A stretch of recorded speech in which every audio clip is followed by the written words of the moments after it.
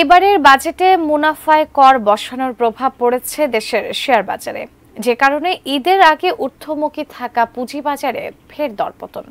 মুনাফার ওপর কর আরও পুঁজিবাজারের জন্য নেতিবাচক বলছেন বাজার সংশ্লিষ্টরা। আরাফাত ইসলাম শুভ রিপোর্টে বিস্তারিত। এবারের বাজেটে শেয়ার বাজারে মুনাফার উপর কর বসানো হয়েছে জানিয়ে অনেকদিন ধরেই চলছিল আলোচনা সমালোচনা। বাজার সংশ্লিষ্টরা এটি প্রত্যাহারের দাবিও জানিয়েছিলেন, কিন্তু শেষ পর্যন্ত বাজেট তা রয়ে গেছে।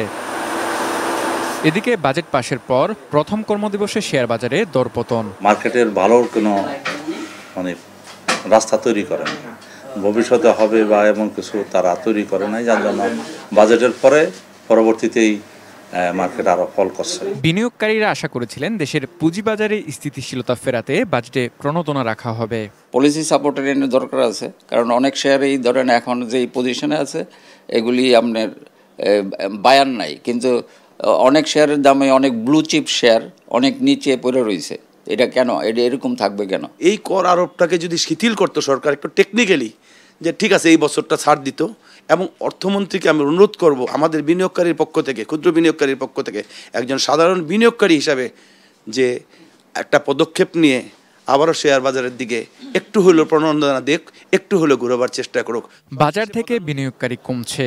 গেল অর্থ বছরে পুঁজিবাজার ছেড়েছেন ৮২,৮১০ জন বিনিয়োগকারী। বাজেট পরবর্তী সময়ে বেশিরভাগ ব্রোকার হাউস অনেকটাই ফাঁকা। বিনিয়োগকারীরা পুঁজিবাজার বিমুখ কেন জানালেন ডিবিএর সভাপতি সাইফুল ইসলাম। গত ৮-১০ বছরে যতগুলি কোম্পানি আসছে বাজারে, সেগুলির কোনো কোম্পানি মোটামুটি ধরেন 70-80% কোম্পানি যেই প্রাইসে আসছে তার নিচে এখন অবস্থান করছে।